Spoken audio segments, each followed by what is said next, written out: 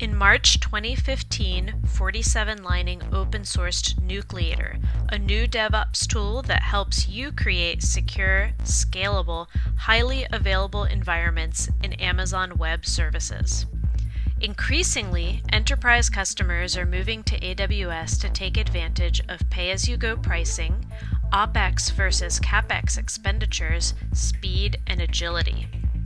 Along with these features, enterprise customers demand security, scalability, and high availability. Nucleator allows you to follow AWS best practices and reference architectures to achieve these goals in a repeatable manner. The idea for Nucleator grew out of 47 Lining's own experience with enterprise customers and their desire to express infrastructure as code. When we started several years ago, we hand-built dev, QA, and production environments for customers, but they were very difficult to reproduce and maintain in sync over time. When we adopted DevOps to automate this manual work, we leveraged tools like Puppet, Ansible, Chef, and CloudFormation using snippets available out on the web, but found there were still sizable gaps to realize enterprise customer goals in several areas. First, we observed that just assembling code snippets left lots of white space. We needed to fill gaps in security, scalability, high availability, and common enterprise standard operating procedures in a consistent manner. We also found gaps in existing tools' ability to take advantage of AWS-specific security and cross-account management capabilities.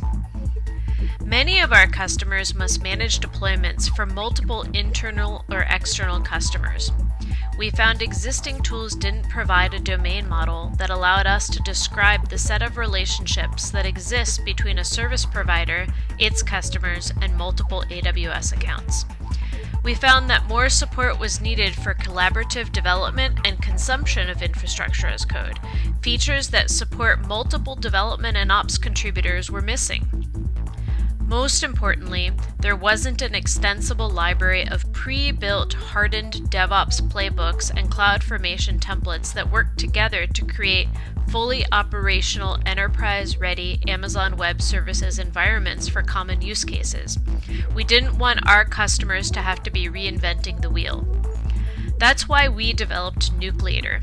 Nucleator helps you realize the promise of infrastructure as code, enabling you to create repeatable, operational, highly available, secure environments, covering common use cases right out of the box. We like to say, Nucleator makes your cloud rain. In this video, I'm going to walk you through the creation of a fairly complex enterprise customer environment that would be difficult to create by hand and take days, if not weeks, to automate on your own, even if you had some useful code snippets.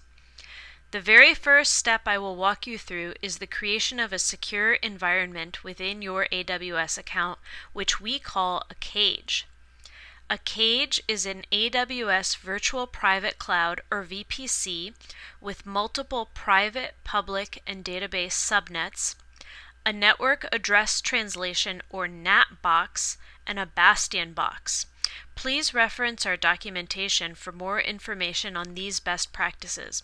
For example, you will want to learn how all SSH traffic should go through your bastion box so that it can easily be audited for intrusion detection and so that the attack surface of your environment is minimized.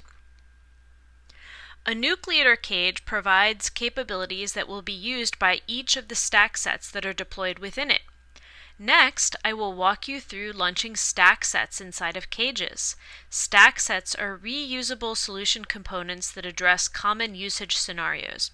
The one in this diagram is a builder stack set.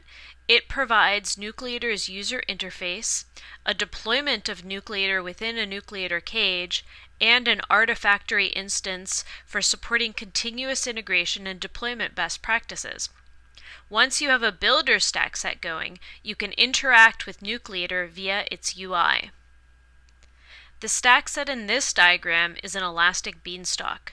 Elastic Beanstalk is an AWS service that handles application deployment from capacity provisioning, load balancing, auto-scaling to application health monitoring based on code you upload to it. The stack set in this diagram is Redshift. Redshift is AWS's fully managed petabyte scale data warehouse. At 47 Lining, we focus on big data solutions for enterprise customers, so this stack set helps our customers go fast. If you need a stack set Nucleator doesn't provide, you can easily make your own. 47 Lining decided to open source Nucleator because we would love to see every AWS reference architecture implemented as a stack set. Let's get started.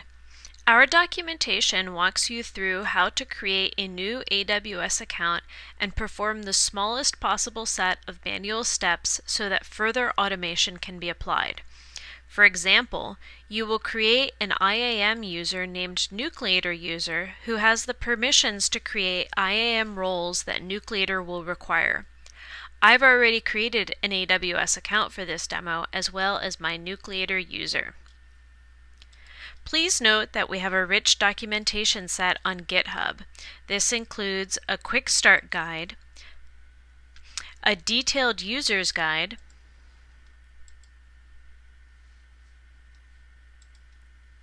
and a CLI reference. Our documentation walks you through how to download and install Nucleator in your local development environment. It's available for free in GitHub at 47lining.github.io/Nucleator. I've already installed Nucleator on my local machine. You can install it on native Mac, VirtualBox, which is what I have here, or other Linux-based environments. I'm going to start out by initializing my Nucleator installation. Nucleator commands always start with Nucleator.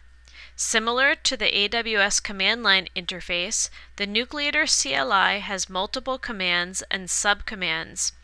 You can always see what commands are available by using -H. To initialize my Nucleator installation, I'm going to run a command called Nucleator init. This command provides required get-started configuration files that affect Nucleator's behavior, which it deposits in a .nucleator directory that it creates for you. We CD'd into our .nucleator directory.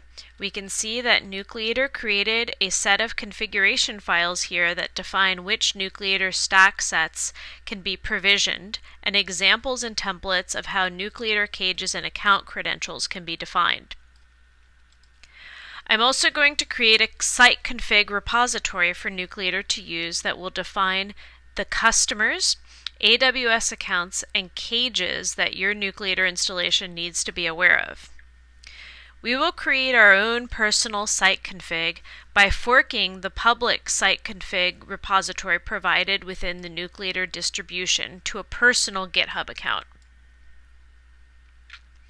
We're going to use a public GitHub repository to keep things simple as we get started. Nucleator also supports private repositories.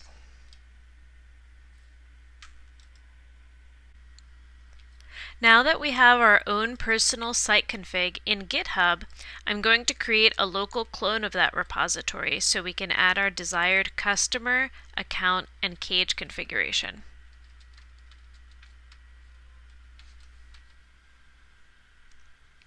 Now I'm going to configure the Nucleator site config in a personal repository that we have forked. You can opt to do this manually or use our wizard. I'm going to use our friendly wizard because it's easy to make a typo when you're working manually. To use the setup wizard, enter Nucleator setup wizard.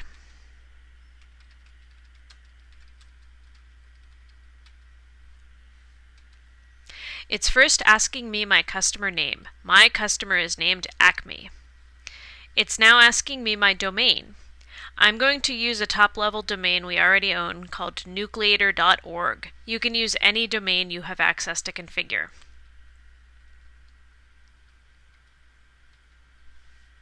It's asking me my AWS account name.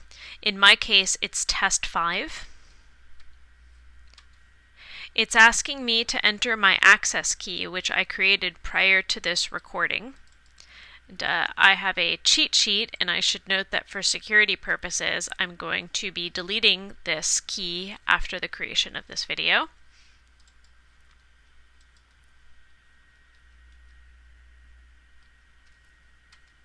And it now wants the secret key.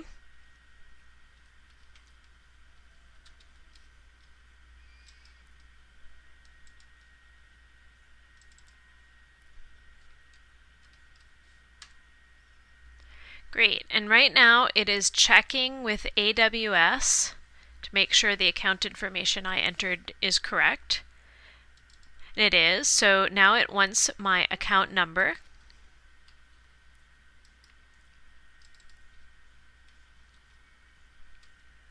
Now it's asking me for my preferred region. Since I'm in California, I'm going to select US West 2.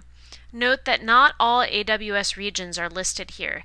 Nucleator lists those regions where we have tested region-specific stack set configurations and where all required AWS services are available.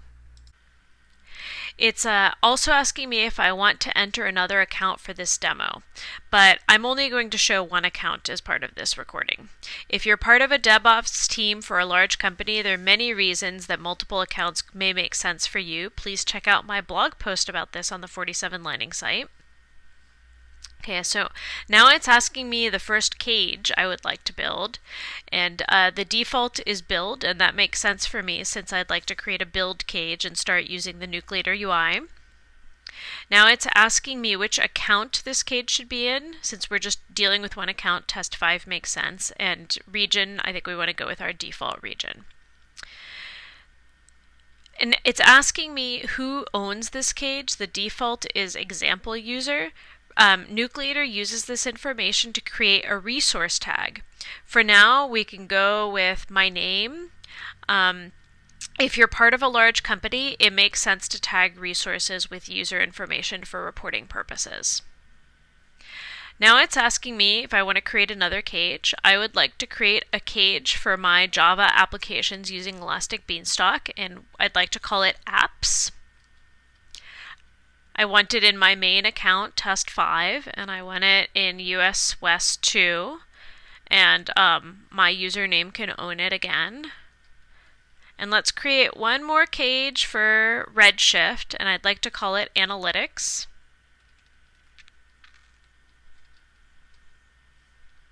And I also want it in my test 5 account, and I also want it in US West 2, and I can own it.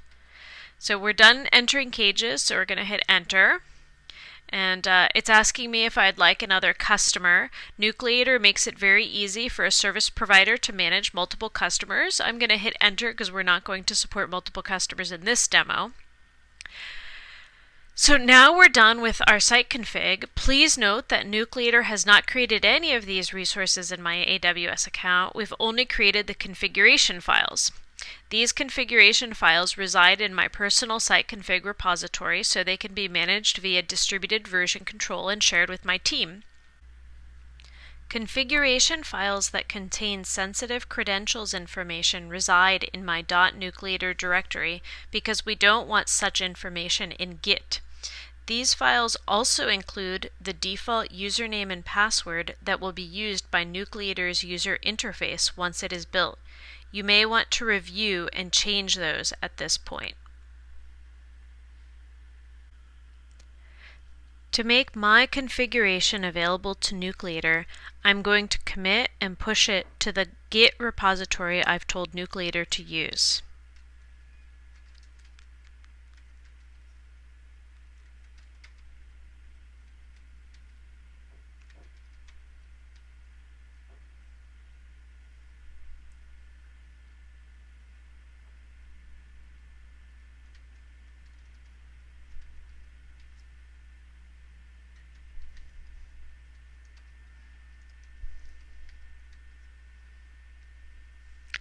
Great, now my customer configuration is available to my team.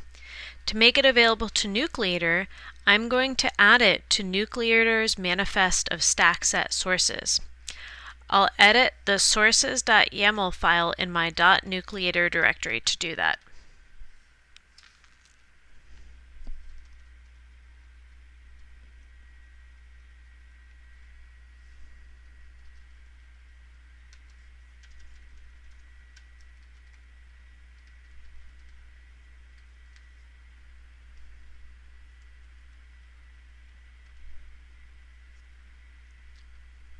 Great. Now I'm going to run Nucleator update.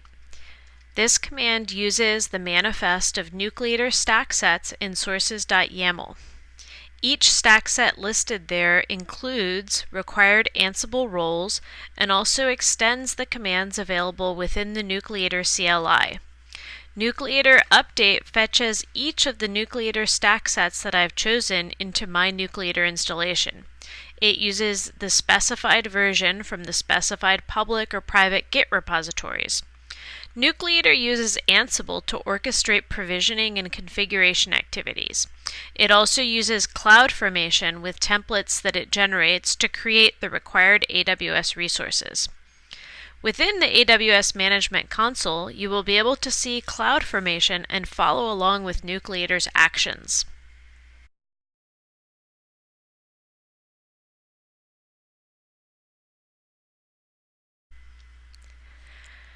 Now that Nucleator knows about my AWS account, I'm going to run Nucleator account role spec provision.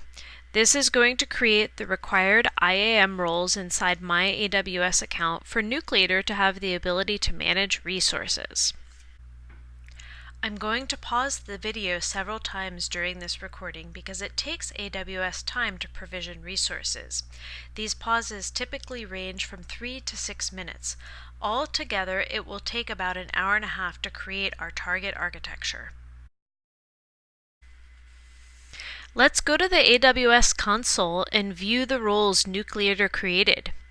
Our documentation has detailed information about each of these roles. We follow the AWS best practice of defining specific roles for each required task, with the minimum permissions required to get the job done. Now that we have our roles, I'm going to run account setup.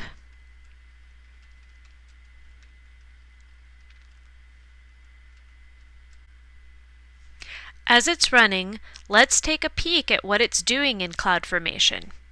If you select the Account Setup CloudFormation stack and click on the Events tab, you can view the steps underway. Account Setup is turning on CloudTrail API call logging with supporting S3 bucket and bucket policy. It's creating S3 buckets for storage of CloudFormation templates and detailed billing reports. It's also creating Route 53 hosted zone for each Nucleator cage we defined for this account when using the wizard. Let's peek at S3.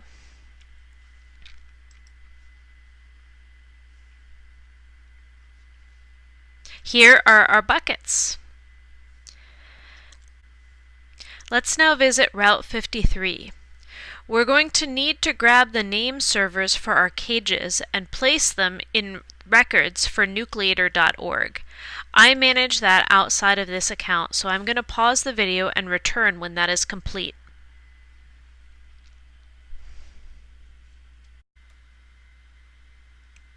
Now that DNS is configured, I'm going to start creating our target architecture. I'd like to deploy the 3 cages we configured using the wizard. Let's first deploy our build cage and then our builder stack set so we can do the rest via the UI. I'm going to run the cage provision command. This will generate a set of CloudFormation templates and invoke CloudFormation to create all of the AWS resources in our cage. We can track the progress in CloudFormation while this is underway. I'm going to pause the video because this can take a few moments. We're back. Cage provision was successful. Let's go to the AWS console and peek at CloudFormation, where we can see that our cage was successfully provisioned. Please note that if you ever need to undo work, you can simply select the top-level CloudFormation stack and delete it. You can then rerun the command. If you ever have errors, CloudFormation is a good first place to look. The console output contains more detailed information for troubleshooting. Our documentation has a section called Troubleshooting Tips in case you ever experience issues. Now we're going to run cage configure on our build cage.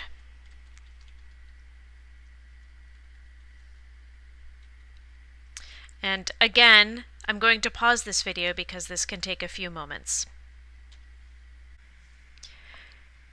We're back. Cage configure was successful. Now I'm going to run the builder provision command to make my builder stack set within the build cage that we just created. Again, I'm going to pause this video because it can take a few moments.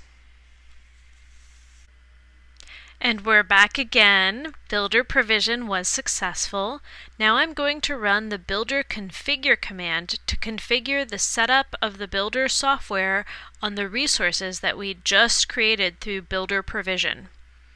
Again, this could take a few moments, so I'm going to pause the video and come back. And we're back again. Builder configure was successful. We've now successfully created our builder stack set inside of our build cage. Here's our AWS console. Let's peek at CloudFormation to see the successfully created builder stack set.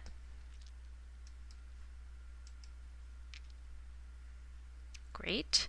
Now we can visit VPC and see the build cage and its public and private and database subnets.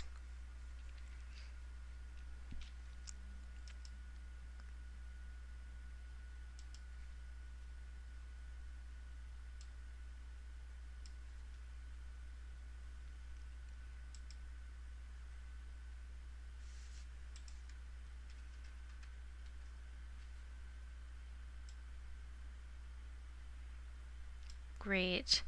And we can go to EC2 and see all of our running instances. You can see that Nucleator uses very consistent naming and resource tagging conventions that make it easy to navigate the resources in your account. It also makes detailed billing information provided by AWS very powerful. And now we're going to access Nucleator via the Nucleator UI. Nucleator UI is powered by Jenkins. The UI makes it easy to invoke most CLI commands. It also tracks job status and output logs and provides an additional layer of user management and security. You will want to change the configuration on your UI to require users to log in before seeing any information. I've logged in before, so it remembers my username and password. So from here in the UI, I'm going to finish creating my architecture. We're going to create an apps cage and a beanstalk stack set, and we're going to create an analytics cage and a redshift stack set. Let's go ahead and run cage provision and configure for my apps cage.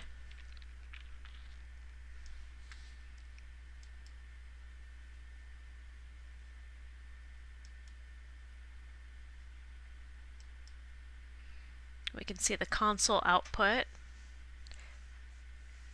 Like other commands, this can take a few moments, so I'm going to pause the video and come back when it completes. We're back. As you can see, we successfully provisioned and configured our apps cage using the Nucleator UI. An additional benefit of using the Nucleator UI is that it runs Nucleator commands from within the build cage in AWS, providing additional security. And now we can provision our Beanstalk stack set. We start out by selecting Create Beanstalk Application.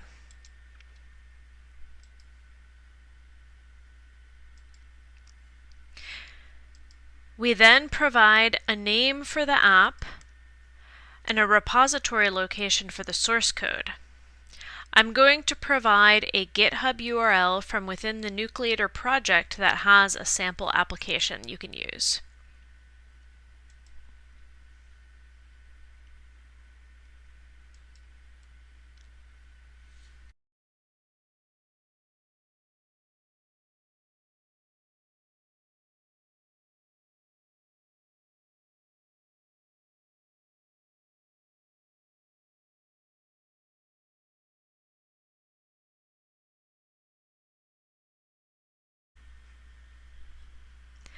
This has created a new Jenkins job called Create Beanstalk Container for Sample that allows us to provision the beanstalk that will serve as a container for our sample application.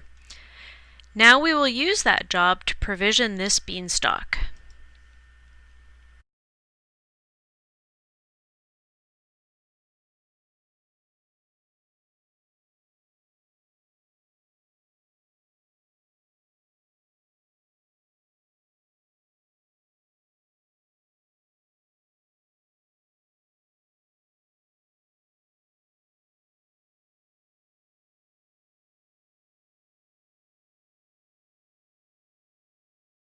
This will take a moment, so I'll pause the video. We're back. Now we're going to build our sample application. We'll use the Jenkins job created for our app called Deploy App to Repo Sample. This will check out the code, build the war, and save it to Artifactory.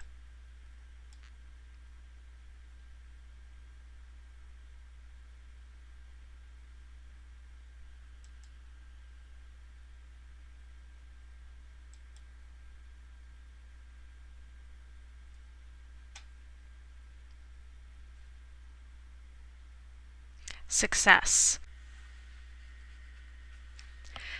And now we're going to use the Jenkins job deploy app to container, which will get the war from Artifactory and deploy it to Beanstalk.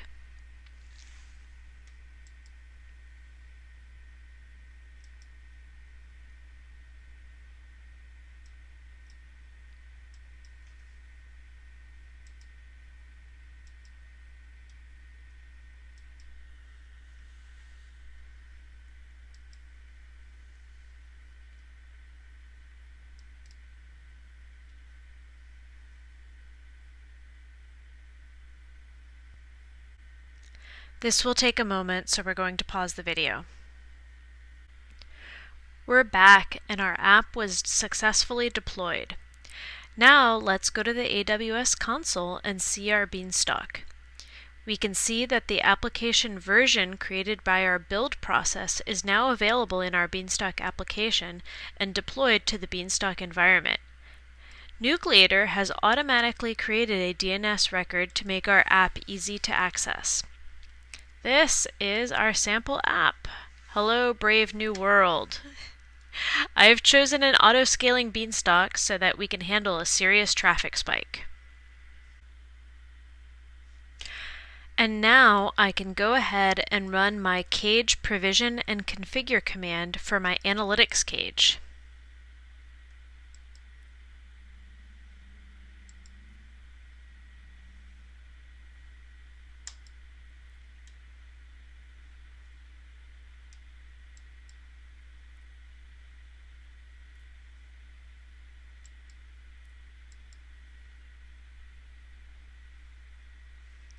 This is going to take a few moments, so I'm going to pause the video again.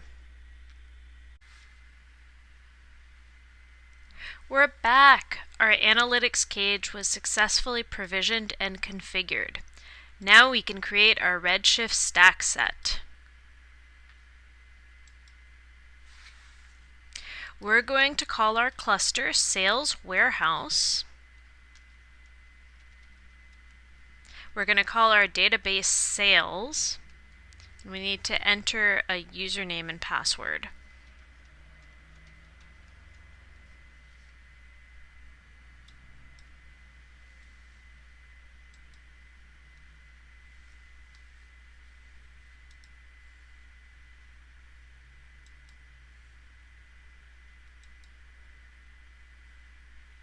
It can take a few moments to create a Redshift cluster, so I'm going to pause the video. We're back, and our Redshift cluster was successfully created. Let's go to our AWS console and visit Redshift. We now have a secure, redundant, petabyte-scale data warehouse running in AWS. Now you've seen that Nucleator can help you get going quickly.